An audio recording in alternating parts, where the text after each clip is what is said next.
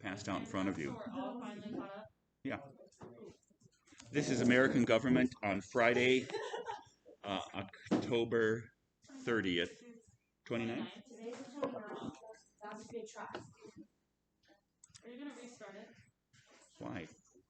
Well, no, because you said the wrong date when you clicked something, so I thought you might. No. The person that would restart it I think the people watching this recording, if any other human beings see this recording, will know and understand that I'm not perfect. I come very close to it, but I'm not perfect.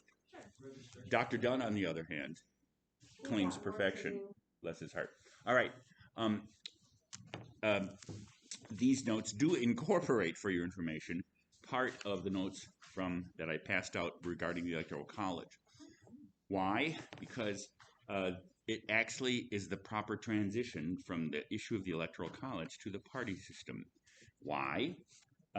Because, as you've already seen when we read Diamond's article in defense of the existing system, in some ways, the party system transformed the Electoral College, as we'll see, and the Electoral College gave birth to and shapes the two-party system. So the last point that I made in class in defending, in looking at Diamond's defense of the Electoral College was, he makes the argument that if we did away with the Electoral College, one of the major supports for the vitality and importance of the states in our system would be undermined, and the states would in some ways lose their a part of their presence and force in the political system. Now, understand, I'm going to say something, you have to listen closely, and if you don't understand it, I'll repeat it 9 times until you understand it. Okay. Some arguments are self-subsistent, and other arguments are not self-subsistent. What does the term self-subsistence mean? What's self? You. Or one, right? And subsistent. What is something that it subsists? Detains of. Close. It's the same root from Latin as existence. It means to stand. So a self-subsistent thing doesn't require anything else to stand it up or support it. It rests on its own evidence and foundations. By the way, the closest thing a term that we might have used in this class is self-evident, that we talked about with respect to the Declaration. Okay, you can turn off your phones now. Thank you. I know, well, I try to connect with the Wi-Fi in the morning too. Sometimes a cup of coffee helps. Yay, somewhere it's morning. My point here is that the two arguments that Diamond makes in defense of the Electoral College are not self-subsistent. They rely on you accepting the truth of some other argument. Now, if Diamond says, and this is probably true, that abolishing the Electoral College would diminish the role and importance of the states in our system, what must you first accept?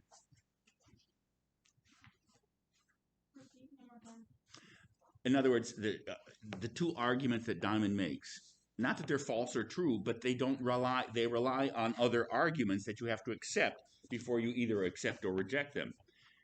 Diamond says that abolishing the Electoral College would diminish the role and importance of states, and it would, because since the Electoral College does what? It makes the presidential election exist on the state level. If you want to be president, what unit? Where do you have to win your election? In the states. And that means that our whole political system evolved. You're going to see when we talk about the party system, which is our next subject, it really evolved in the states because the whole aim of state political organizations is to win that state for that party. Does that make sense? So, and when we come back to the structural foundations and the way that the party system works in our country, again, the Wilson chapter on parties, it notes the fact that we have national parties in the form of each party, for instance, has a national committee. There's an RNC and a DNC, and also all the other parties have. There is a national unit coordinating the parties, but that it's almost really formal. The real organizations and activity of our parties are on the state and local level. If you took away the Electoral College, you'd take away the institutional incentive for retaining political activity on the state level. Not that there aren't state elective offices like governors And in fact, what's the most hotly contested governor race in the country right now? It's gotten a lot of national attention. California, Florida, New York. Most of the states have their gubernatorial elections in the same year as presidential elections, but several states have them in off years so that the energy of the presidential election doesn't absorb and dominate the local election. Virginia. And it's Terry McAuliffe, who was an assistant for the Clintons, and then went on to be the first-term governor. Virginia has a two-term limit on its governor. You can serve more than 2 terms, but you can't serve more than 2 consecutive terms. So McAuliffe was governor, and Glenn Youngkin is a Republican. And why is this race so important to the country right now? What's the next major national election we're facing? What's the next major national elections we're facing? What year is it? 2021. Thank you. What year was last year? 2020. So, The Senate. pardon me? The Senate. Not just the House, Senate. Oh, I don't know. The whole, Where's the Senate? The entire body of Congress. right, the whole House comes up for election every 2 years. What I just said. Well, I was listening to Sydney give the wrong answer. So, What's it mean? and 1/3 of the Senate. He doesn't care. No, I try to listen. I learned those skills when I was married. Trying to listen, that is. All right. So why is the Virginia race so important? Who controls the House and Senate right now? The Democrats. By the thinnest margin in history. It's 50-50 in the Senate, and it's there's a 5-vote margin in the House. And who's president? Where is he right now? Oh, he's in. Wait, I don't know if he's in Virginia, but I know Kamala Harris is in Virginia. No, he's not in Virginia right now. He is now in Rome meeting with the Pope. He is in Europe to participate in a climate change conference. What is his political future depending on while he's in Europe? What is his political future depending on? It's happening right now. There are 2 bills before Congress. Oh, the Build Back Better Act and Right. the one about roads. Right. The Infrastructure Act, which was a bipartisan act passed with 17 Republican senators in the Senate and is pending before the House. Why hasn't it been passed if it's passed with such bipartisan Because they said that they're not voting on one of them till the... Who's the they? Democrats. Which Democrats? The two that are on the... No. We're talking about the House of Representatives now. They don't want to vote for it until the Build Back Better one gets That's passed. correct. Now, that's the larger and more important bill because it entailed a massive expansion of the welfare state, plus we'll have to obtain new taxes. So it's a fairly important bill for President Biden for the progressive Democrats, about 40 of them in the House, who have refused to pass the infrastructure bill, which would benefit the country, which would benefit both parties, which would benefit President Biden, until the Build Back Better plan, the social welfare plan. The problem is the moderate Democrats and the progressive Democrats in the House can't agree on it. And I think what you were mentioning, Sophia, there are 2 moderate Democrats in the Senate, Manchin from West Virginia and Sinema from Arizona, refuse to support certain aspects of the progressive legislation in the Build Back Better. So we didn't talk much about this because it's a complicated thing, but we did talk about the filibuster, right? If the filibuster decided all legislation in the Senate, what would happen to the Build Back Better bill, even if the House passed it? Why? The Republicans would... We'll filibuster it. Yeah. But the Senate, now here's a piece of arcane background, and then we'll get back to our main subject. In 1974, the Congress passed a reform of its internal procedures because it was afraid of the blooming deficit. You know how big the deficit in 1974 was? Really big. $5 billion. Now it's $1.5 trillion. So the Congressional Budget and Reform Act of 1974 was an aim at giving Congress a ability to handle the budget. Did it work? No. Oops. But it did this. It created a final budget procedure in the annual budget year of the Congress in which the Congress would take all of the proposed spending and put it up against goals for limiting spending. When you bring two things together, that process is called reconciliation. For instance, in the 6 months before my wife and I actually split up, we saw marriage counseling for the purpose of reconciliation. It didn't work. The reason I said that was so you would remember this word, reconciliation. The last step in the budget process is Congress tries to control spending for the coming year by reconciling the proposed spending limits for each program with broader limits and goals that the Congress has set earlier. It's like this. How many of you have ever done this interesting thing called budgeting? How many of you just spend on whatever comes to mind without thinking about how much you... Well, I'm not slow. Like, I don't like spending money, but... Yeah, but this is really important because I have to tell you, as a somewhat failed adult, at the age of 69, about to be 70, I almost... You just turned 69. I don't want you to know about to be 70. Well, I'm closer to 70 than I am. I'm still good looking. You can strike that. Are you sick? Your voice sounds weird. Well, I had an infection earlier this week. Yeah, see, that's what happens when you're good looking and a little fat. All right, so I almost set up a situation where I was going to retire into poverty because I was dominated by credit card debt. And credit cards allow you to spend without immediate consequence. And that means you forget about budgeting. The most important thing, and I'm giving you a life lesson here. About 8 years ago, I paid off my credit cards. That completely changed my way of life. Budgeting means not just you take in and spend. Budgeting means you try to spend according to what you take in. And it requires you to set goals for your spending. And you have to follow those limits. It's discipline, right? You understand that? Okay, so every year, let's say you drew up a budget for the coming year. And you said, this is what I'm going to spend a month. And then right before the year starts, what would you do? You'd look at everything you've spent for the last year, right? And your planned spending, and you would try to reconcile your actual spending with your proposed spending. Does that make sense? Congress tried to set up a process where it did the same thing. All of this is background, so you should understand this point. The process is called reconciliation. And because budgeting can be so important,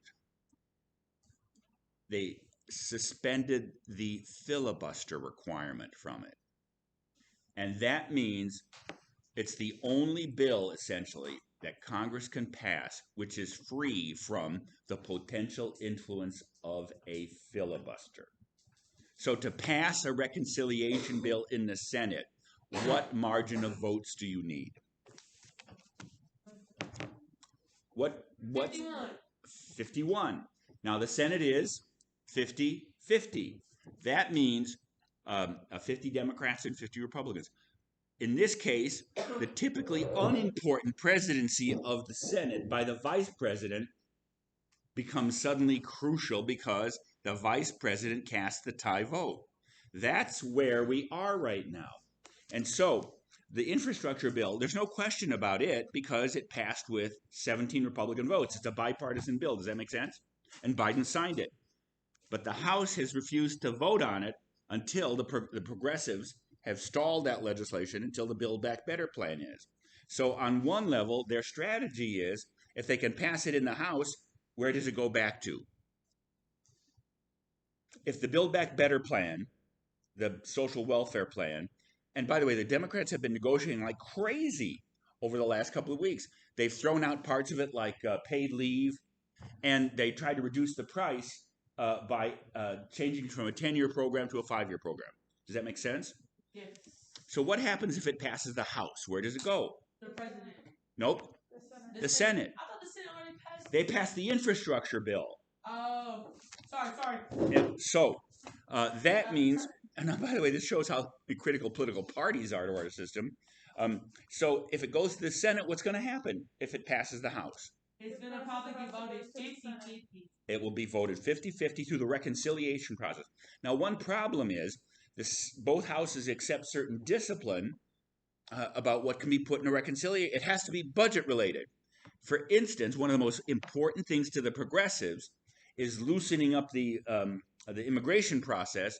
And there's $100 billion. There was $100 billion in the Build Back Better bill to add to illegal immigrants for housing and for medical costs. The Senate parliamentarian, not one of the senators, but each house has a parliamentarian that rules on procedure, ruled that you couldn't put that in a reconciliation package because it was really regular legislation. So the only thing that can go into a reconciliation bill is spending and revenue. And most of what's in the Build Back Better plan fits into that category. So if it's passed by the House, and it may not yet be, then it's going to be the razor-thin margin of 50-50 plus the vice president that pass it. So that's what President Biden's political future is depending on right now. And the reason that he wanted the Build Back Better plan passed before he went to Europe was it contains $480 billion for climate control measures, and that's what the meeting in Europe is about. Does that help? Yes. Now, to go back, why is the Virginia gubernatorial race so important? Everyone's looking to that race as a potential indication of what? Where the majority will lie in the next election. So, in other words, even though it's a Virginia governor race, everyone is viewing this as a kind of test of President Biden's leadership of the Democratic Party in the country and the strength of the Democratic majority in Congress.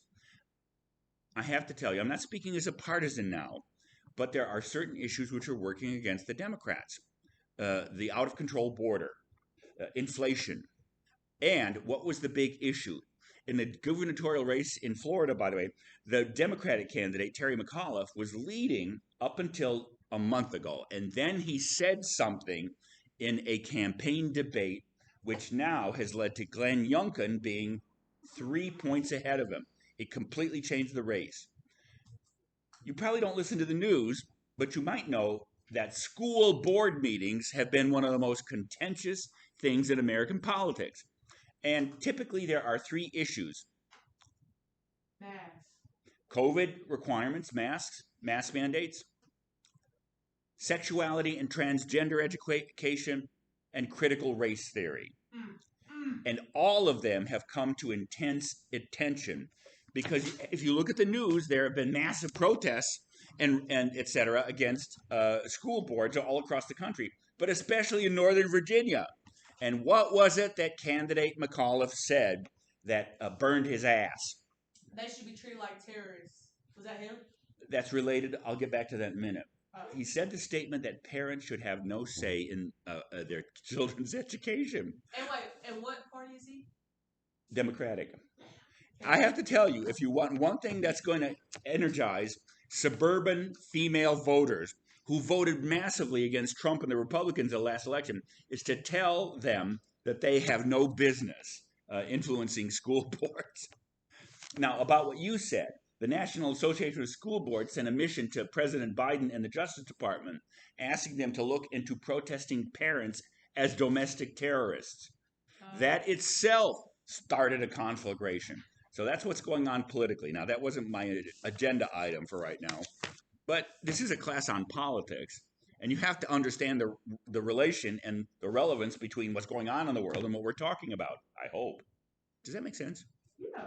All right. Now, so what we'll be doing today and Monday is looking at the two-party system, where it grew, how it works, and like the other institutions that we've looked at and will look at, what I try to do in this class is not only educate students as to the nature of our institutions and their structure and operation, but also their criticisms. And you should know that the two-party system of the American political system is one thing that comes under constant criticism.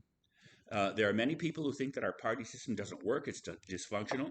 So after we look at its origins, its structure, and how it operates, the last major question we'll turn to on Monday is, should it be changed or reformed? What are the criticisms which people typically make? Now, for Monday, by the way, there are two articles. Today's notes are based mostly on Chapter 7 in the Wilson reading. And for Monday, there's an article I just attached to the email I sent out called by Edward Banfield, a political scientist, who raises this question of party reform. And then the other one is an article by Jim Cesaro, my dissertation advisor on the political parties. And so after we look at the origin, structure, and nature of parties today and Wednesday and Monday, we'll turn to the question. On Wednesday, we'll turn to the next theme in the course, which is the presidency. The way I've constructed the course, I move up to the presidency by looking first at the presidential election and the party system. Because one thing you should have learned from the discussion about contemporary politics that we just had in this minute was the president can't govern without the parties. In some ways, parties have become essential not only to Congress's function, but also to the president's ability to lead. So with that in mind, let's make the transition from electoral college to parties by turning to the vibrant, active, attentive minds of the student in the class and have them reading my notes. I have a question. Yes. Are the notes you're giving us today for the exam we're going to take this weekend? No. Or is this for the next weekend? No. So by the way, after class, I'll send out your exam. Remember, I changed it to a take-home so I didn't lose another class day. And you will have 2 hours for your exam. You have to put your notes and books away. This is the honor system. And then take your exam and then email it to me, pledged, by class on Monday. So you pick whatever period is convenient for you and take your exam. Does that make sense? The only difference is it's not in the classroom, it's at home, and it's at your convenience. And we could type it. You have to type it. Oh, well, I didn't know too much time. But how else would you answer an exam and email it to? You could scan it, I guess. But don't do that and photograph it because it's almost illegible when you send it back that way. So please, you know how to download a document. Yes. You know how to fill out a document. Yes. You know how to return it. Yes. Okay, good. I didn't mean to sound so asshole-ish, but yeah. So these notes are for our next unit? Yes. Okay. But they also include a summary of what we just did, so they will be useful for your exam, which you will begin reading right now on page 1 as we go around. Lexi, you don't have the right to refuse right now. So beginning with SOPHIA. So the first question, the link between the Electoral College and the rise of political parties. The Electoral College, what changed? Parties rose, as you'll see, the 12th Amendment changed, and the winner-take-all system. Now, we discussed this, but here's a summary discussion of it. So, the original system, what have been the effects of that change? Go ahead. Watch the wire. The system that the framers designed and that we acted out on last Wednesday worked for the first election of George Washington in 1788. Every elector on the first ballot voted for Washington unanimous. And the second election of George Washington in 1792, again unanimous. Under the pre-12th Amendment procedure, where the first and second ballot of each elector were both for President George Washington, as mentioned, was the unanimous choice of the first ballot, and John Adams was the runner-up and became his vice president. Washington's vice president.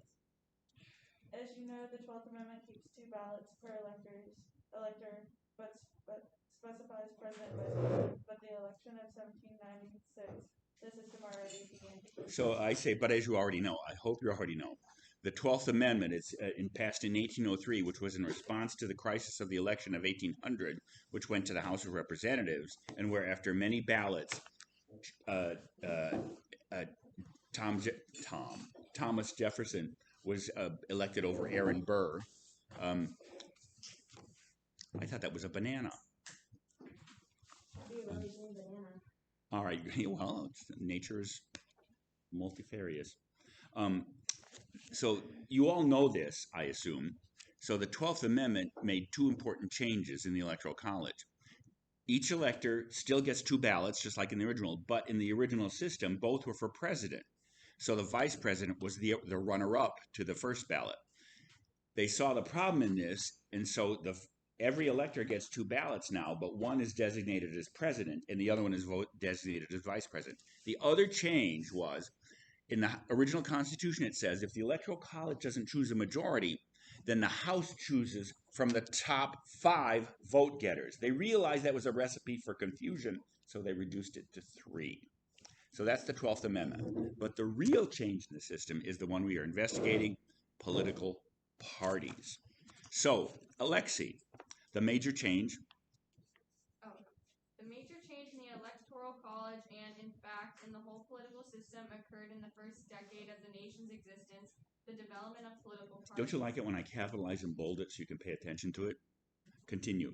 Where, when, and how did this happen? During the 1790s, after the Constitution was ratified and government under it was set in place and began to work, serious differences in opinion regarding the Constitution and what kind of policies the nation should adopt began to emerge. So, in the next paragraph, I outline the 5 different ways that political parties began to grow in our system and became an essential feature of it. Sammy, first. First, members of Congress began to organize themselves in opposition to or support of President Washington's, and let's be honest, Alexander Hamilton's policy. Which you know all about. The main organizers of opposition to Washington and Hamilton were Thomas Jefferson, Washington's Secretary of State, and James Madison, who had been elected to the House as a representative from Virginia. Amanda. Second, as public opinion in the country began to react to Washington's policies and the inevitable crisis of national life, people began, As people do. Go ahead. to call other people and themselves names. Now, I don't mean like asshole or something like that, or jerk. These names referred to who was supporting and opposing various policies. And when I say calling names, I mean they began to designate themselves by their opposition or support of Washington's policies. Go ahead. These began to stick as many as means of identifying people by their political opinion. They became, in other words, party leaders. Supporters of Washington's and Hamilton's policies took over the name of the supporters of the Constitution during the ratification stage. Federalists and began to identify as the Federalist Party. So, by the way, you know that during the ratification struggle for the Constitution, there were those who supported the Constitution and those who opposed it. Those who supported the Constitution, like Madison and Hamilton, were called Federalists. What were those who were opposed to the Federalists called? Anti-Federalists. So after the Constitution was ratified, the question of that question was settled. But as you'll see, then the question became how to interpret the Constitution.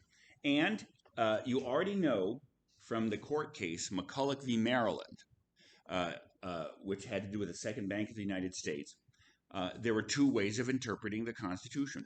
Broadly and expansively giving wide breadth and discretion to the federal government.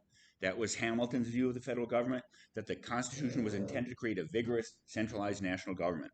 But there were those who argued, like Maryland, like Jefferson, like Madison, that the Constitution should be interpreted narrowly, or the phrase that became part of our political discourse, strict constructionist, and that the weight of influence should be on the states rather than the national government. Okay, so the question then is, for those who adopted that position in the 1790s, what did they call themselves? Go ahead. Opponents of Washington and Hamilton, such as Jefferson and Madison, and of course called themselves Anti-Federalists, because of course the Constitution was ratified and was now the basis of government. So they called themselves sometimes Republicans or Democrats or Republicans. By the end of the 1790s, Republicans more or less stopped. Sabrina. Third. Candidates for office began to run for office by declaring what kind of policies they would support and which leaders they supported or opposed, contained in the above party label. The natural organizing force of presidential elections and the inevitable growth as the presidency as the focus. That's supposed to be of the presidency, by the way. Of the presidency as the focus of the political system began to direct the country's attention to the next election, and who might be available as a possible president who would steer the country's policies. So you will see that the great debate when we turn to the presidency next week was everyone knows that the Constitution created a strong presidency. But in the same way that the Constitution could be interpreted either to lead to an expansive national government or to a restricted national government, in the same way you're going to see that the two great thinkers of the constitutional period, Madison and Hamilton, agreed that we needed a strong president, that we needed an executive, and they both agreed in the Constitution. But the moment that the Constitution was ratified, these two great minds began to disagree about how strong and central the president is in our political system. Now, you're going to see that when we look at the presidency, the person who won that debate is Hamilton, because the president has become the central figure in our political system. And so this is what happened when parties began to form. Remember, these first, second, third, fourth that we're reading, they're not only explaining how parties began to form, they also explain how the Electoral College changed. So once parties began to exist, now you'll see again, where did parties start to form? First, more or less in Congress. Because if you're the president and you propose legislation, some people are going to agree with it, right? Well, it has to be passed by Congress, right? Some people are going to agree, some people are going to disagree. So parties began to form in Congress as a way of opposing or supporting Washington's policies. Does that make sense? Yes. Second, it also began, I understand college students don't pay much attention to the news, and you may not think of yourself as political partisans. But in real life, outside the college, people engage in political discussion all the time. They get into arguments. They call each other bad names. So where does politics exist? Not just in the institutions of government. It exists in our lives, too. And so people then, of course, began to debate about the policies. So they began to call each other. Don't talk to those Democrats, or don't talk to those Federalists, or I'm a Federalist. They began to identify themselves and others this way. It's, I think, inherent in human life. And third, since the presidential, this is what Sabrina just read, since the presidential election has become the major political event of the country. In some ways, you're going to see that we go from one presidential election to another. Good or bad, that's the way the system has evolved. Therefore, the rise of party labels and party voting eventually would, of course, transform the Electoral College. Matt. Fourth. Did you finish, Sabrina? I'm sorry, I interrupted you. No, I finished. Okay, bless your heart. Fourth. Fourth, the third presidential election of 1796, electors began to identify themselves to voters with the emerging party labels, indicating for whom they vote for as electors. And in the election of 1800, electors began to vote by party during their electoral college meetings that occur after the people vote. What disappeared was the day of deliberating, arguing, and voting. What replaced it, and what still occurs today, was a relatively brief and automatic process of robotic voting. In other words, electors now simply meet and act as pre-programmed voting machines, registering the popular votes of the people who elected them. That's why, as I teach this material over the last couple of years, I decided it was critical for students to actually act out these things so they could see it. So just to remind you, do you remember how when we acted it out, the original system, we, the voters, and you three people that were running for electors, remember, how did you try to persuade our voters to vote you as an elector? Showing them that we were related to them and understood the college. But once party labels exist, you wouldn't stand up as Matt, the superintendent of schools. You wouldn't stand up as as Sammy, the bank president, and SOPHIA still probably has 15 children. But you would now stand up and say what? Yeah, I'm a Democrat, and I'll vote for a Democratic president. Vote for me because I'm a Democrat. So on one level, you still might have public debate, but now, how many of you have voted again? Our ballots are organized by party now, so you go in and vote by party. And here's the critical thing: in that one-day meeting of the electors, which used to take all day and was in which contained both nomination and election, in which these people debated and argued. Now it takes 5 seconds. The electors go in because they're pre-chosen as party, and they get their ballots, they fill them out, and sign them and send them in. So the Electoral College still functions, but now it's just, as I said in my language, it's a robotic party vote. Does that make sense? Now, and so, TJ, do you feel like reading? Yes? Okay. Fifth.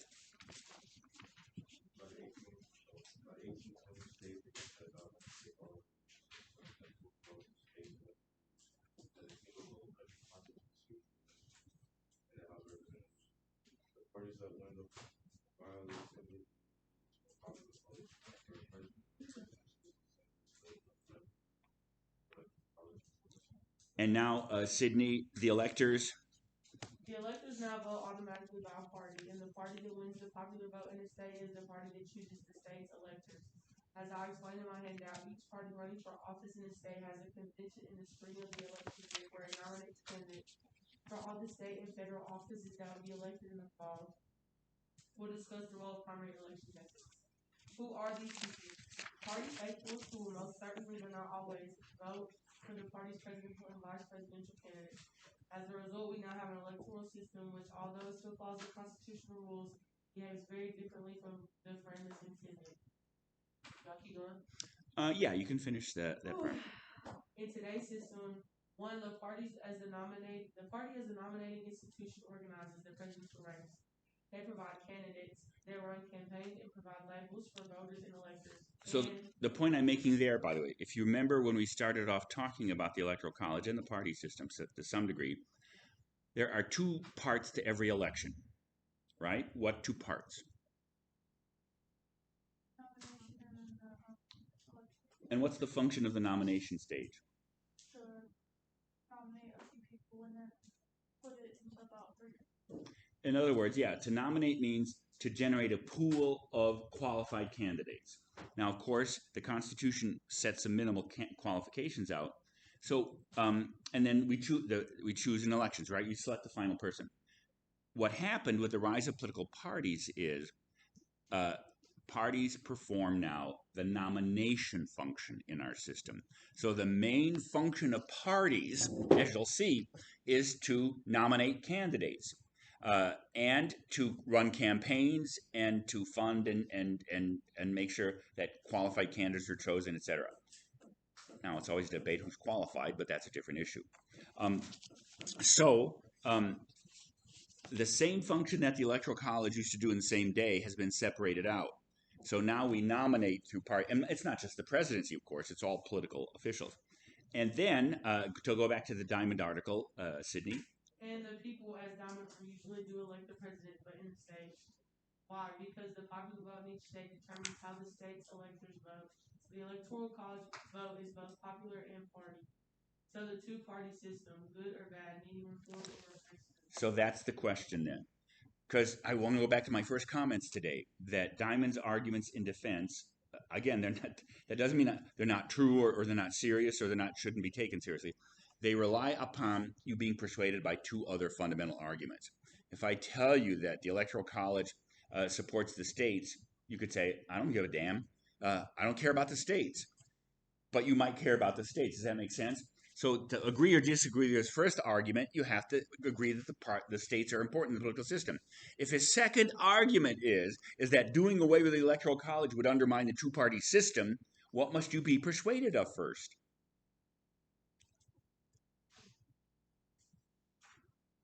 Wait, what? If his Sorry, hold on. Try again. No, I'll try again.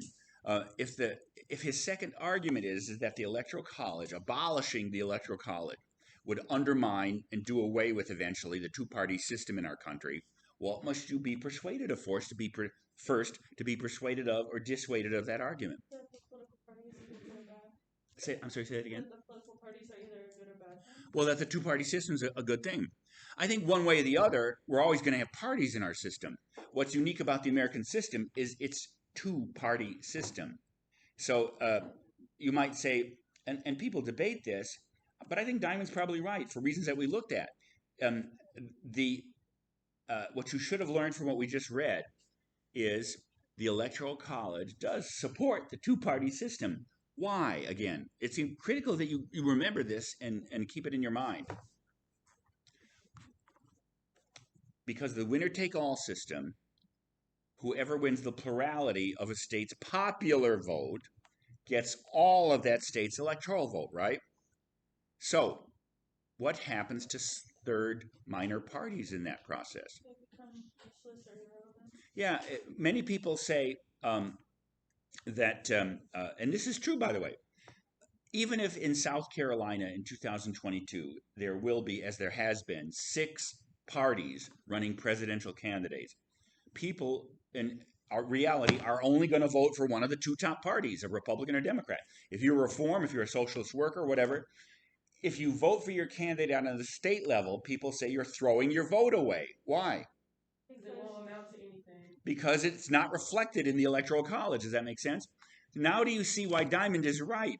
And it's true that this system supports the two-party system. So that leads then to the question in front of us.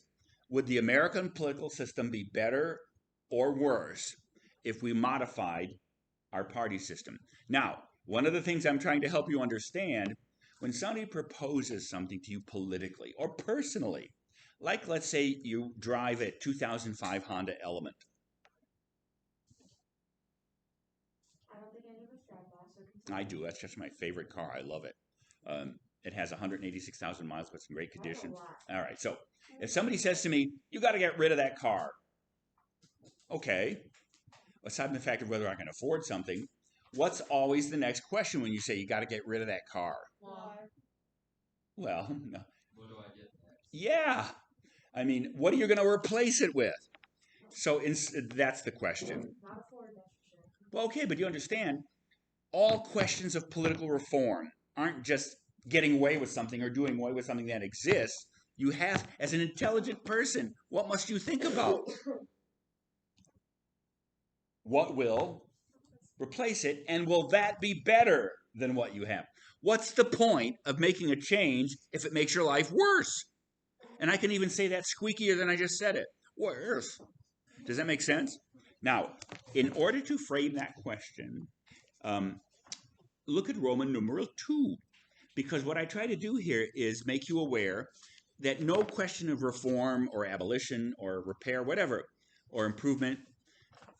First of all, let me just say, how many of you think you can make a choice, especially in politics, that leads to perfection? Not perfection. Probably not.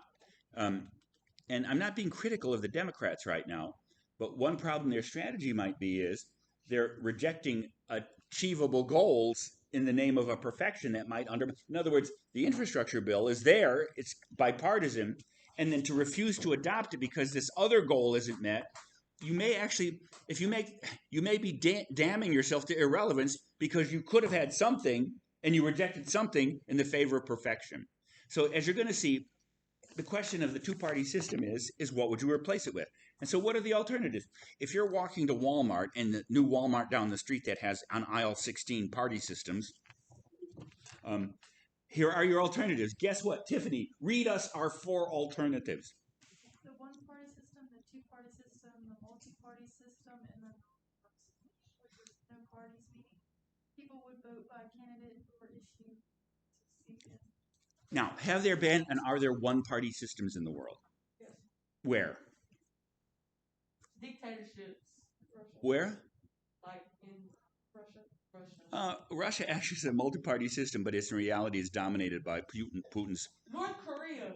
North Korea and China. Legally, there can only be one party there. India used to be a one-party system after independence in 1947. The Congress Party dominated Indian politics up till 1974 or 5, whenever Indira Gandhi was assassinated. And the Bharatiya Janata Party, the popular... I was offended by that. What? The terrible accent. No, it's a great accent. I was in India for 7 weeks. 7 weeks? And I speak Hindi. Really?